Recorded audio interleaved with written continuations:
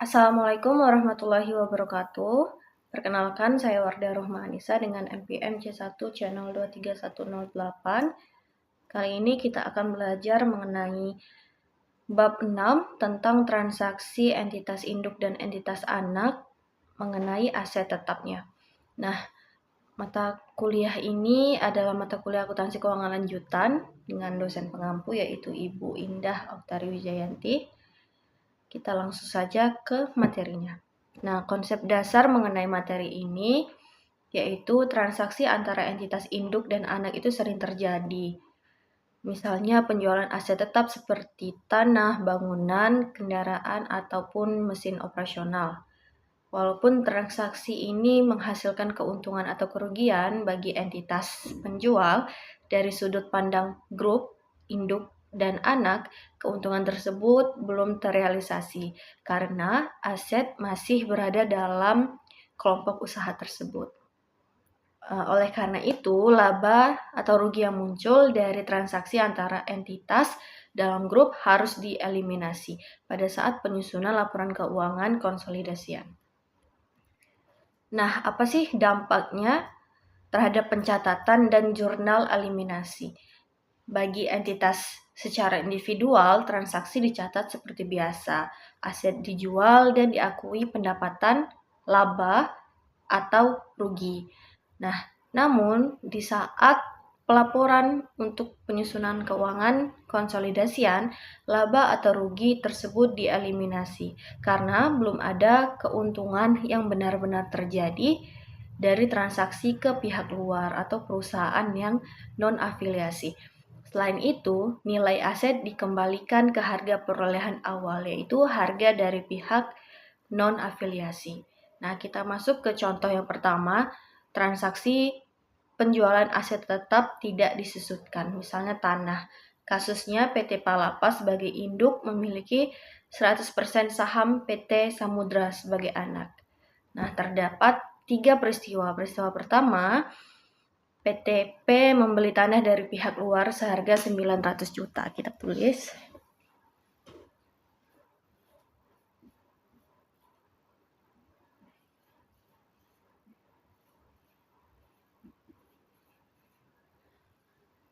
Nah, lalu peristiwa kedua, PTP menjual tanah ke PTS sebagai anak itu 1 miliar.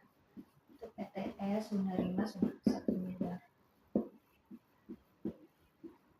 Lalu peristiwa ketiga, PTS sebagai anak menjual tanah ke pihak luar sebesar 1 miliar.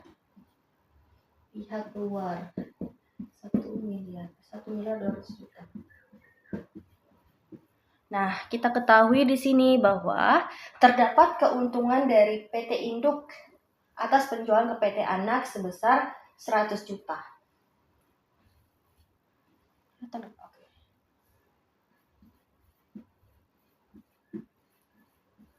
Lalu terdapat juga keuntungan dari penjualan perusahaan anak ke pihak luar, yaitu sebesar 200 juta. Maka keuntungan real satu grup usaha PTP dan PTS sebagai anak dan induk yaitu sebesar 300 juta. Nah, hasil inilah yang akan dimasukkan ke dalam jurnal eliminasi. Nah, jika kita jadikan beberapa skenario, kita lanjut ke skenario yang pertama. Semua peristiwa terjadi di tahun yang sama, yaitu di tahun 2020 misalnya. Karena tanah akhirnya dijual di akhir tahun kepada pihak luar. Nah,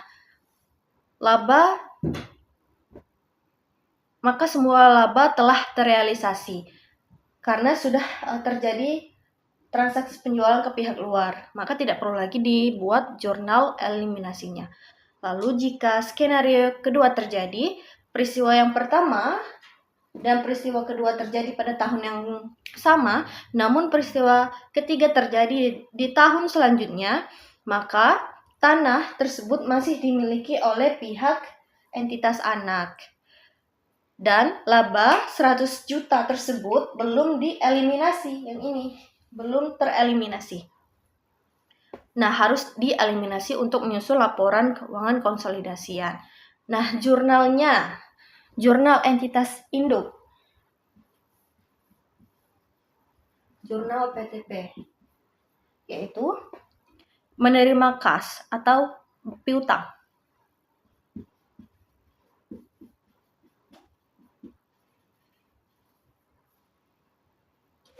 Lalu penjualan tanah dan mengakui adanya laba.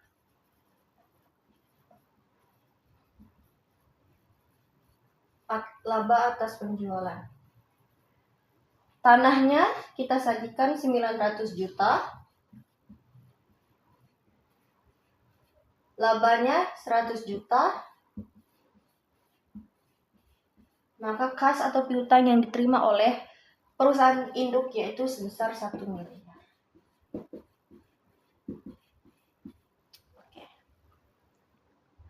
Nah, gimana pencatatan untuk entitas anaknya? Jurnal untuk PTS yaitu mengakui adanya tanah di debit besar 1 miliar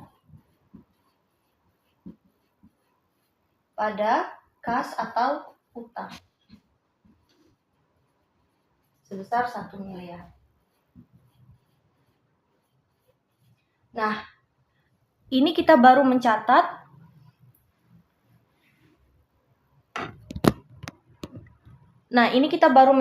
untuk pencatatan masing-masing entitas secara individu, namun belum membuat jurnal eliminasinya. Nah, jurnal eliminasi yang diperlukan yaitu kita buat dulu.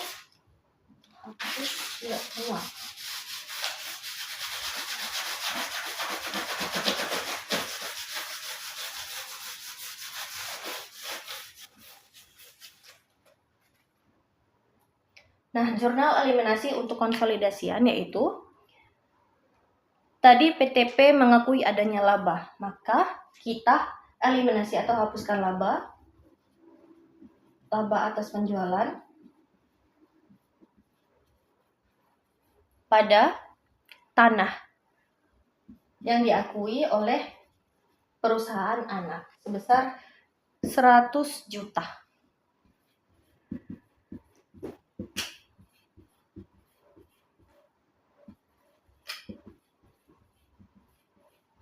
Oke. Ini skenario yang kedua. Nah, tujuannya adalah menghapus laba yang belum terrealisasi agar nilai tanah dalam laporan konsolidasian tetap 900 juta, yaitu harga beli perusahaan induk ketika membeli dari pihak luar. Jika skenario yang ketiga terjadi, peristiwa pertama terjadi dan peristiwa kedua terjadi pada tahun yang sama, dan peristiwa ketiga juga terjadi di tahun yang berbeda. Nah, itu tanah dijual ke pihak luar pada tahun 2020. Sedangkan peristiwa pertama dan kedua terjadi tahun 2019. Maka laba sebesar 100 juta tadi yang sebelumnya belum terrealisasi sekarang diakui pada laporan tahun 2020. Jurnal dan jalannya juga sama. Nah, terdapat dua jenis transaksi, yaitu transaksi hulu dan transaksi hilir. Transaksi hulu atau upstream yaitu terjadi dari induk ke anak. Dan perlakuan laba yang belum terrealisasi yaitu dieliminasi 100%. Nah, kalau jenis transaksi hilir atau downstream, transaksi dari anak ke induk, itu perlakuan laba yang belum terrealisasi dieliminasi sebesar porsi kepemilikan induknya. Nah, contohnya jika induk punya 80% saham anak, laba belum terrealisasi hilir yang dieliminasi hanya 80%. Sisanya tetap untuk kepentingan non-pengendali atau untuk perusahaan anak. Contohnya, transaksi hulu kita hapus dulu semua.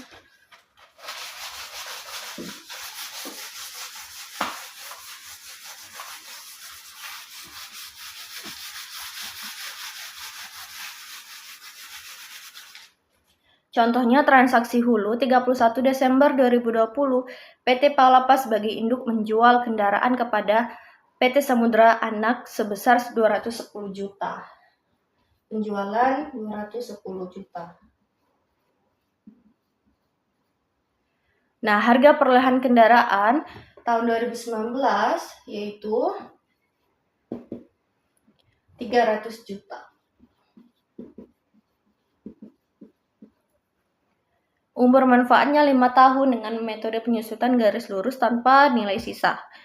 Nilai buku kendaraan 180 juta dan laba penjualan 30 juta. Anak akan menyusutkan selama sisa umur manfaat karena terjadi tahun 2019 dan terjual di anak atau anak membeli pada tahun 2020, maka ada sisa selama 3 tahun. Nah, 3 tahun tersebutlah yang akan anak susutkan sesuai dengan nilai perolehannya. Nah, kita buat jurnalnya untuk induk dulu. Jurnal penjualan kendaraan. PTP, kas atau piutang, kendaraan, laba.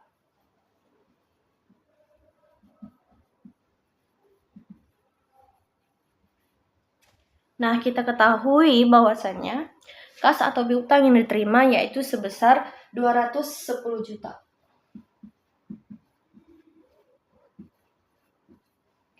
Nah, harga kendaraan yang dijual kepada PT Samudra atau PT perusahaan anak yaitu sebesar 180 juta.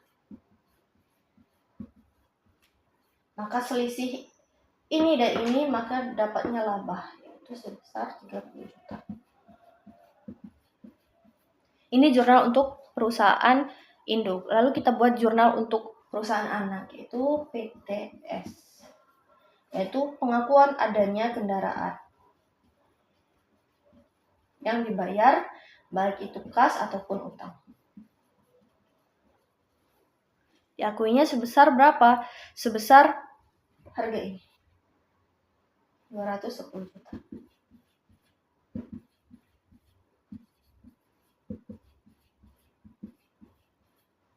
Oke. Nah, jurnal eliminasi yang kita buat untuk perusahaan induk dan perusahaan anak yaitu jurnalnya kita menghapus laba dan kendaraan. Maka jurnal eliminasinya yaitu laba atas kendaraan pada kendaraan sebesar 30 juta.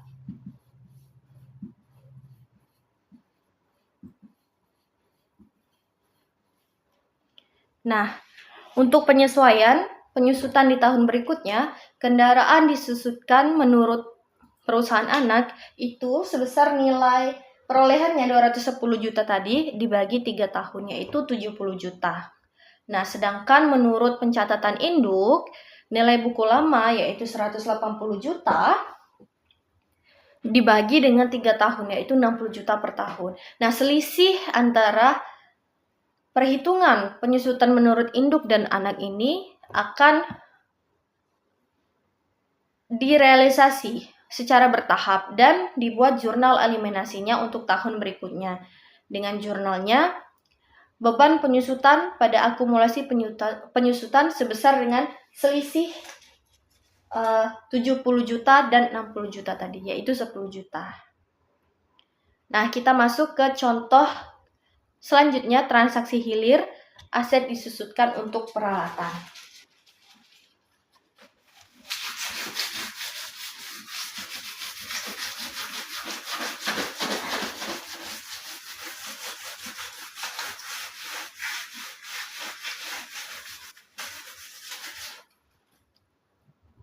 Nah, contoh kasusnya PT Andala sebagai anak menjual peralatan ke PT Nusantara sebagai induk sebesar 150 juta.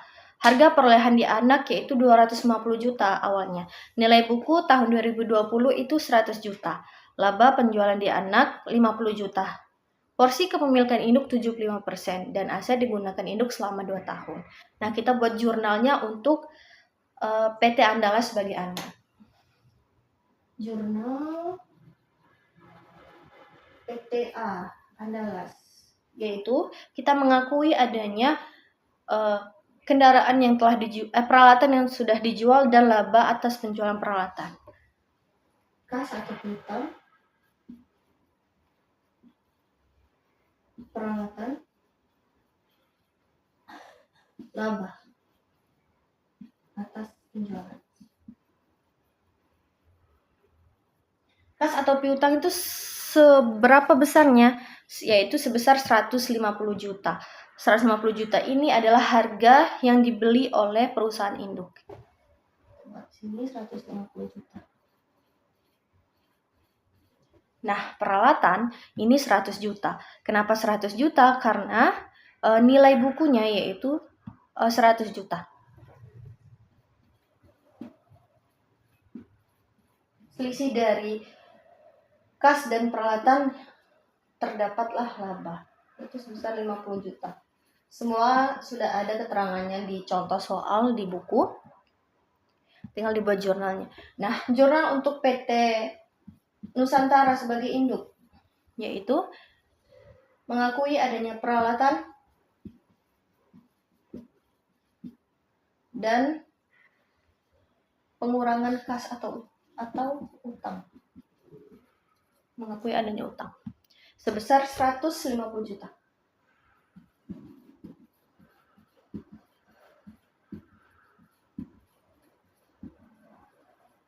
Nah,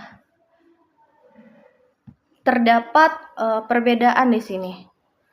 Karena transaksi ini adalah transaksi yang terjadi dalam satu grup perusahaan, yaitu antara anak dan induk. Jadi, tetap harus menggunakan jurnal eliminasi. Karena transaksi ini hilir, laba belum terrealisasi, yaitu sebesar porsi kepemilikan induk hanya sebesar 75%, dikalikan dengan labanya yaitu 50 juta.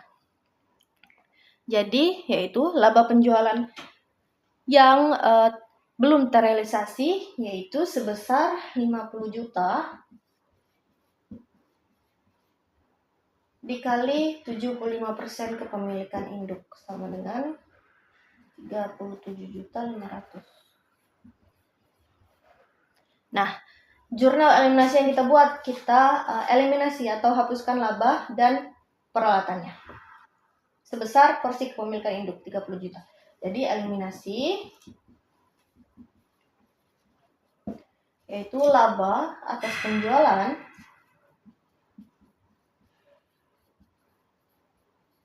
pada peralatan sebesar 37.500.000.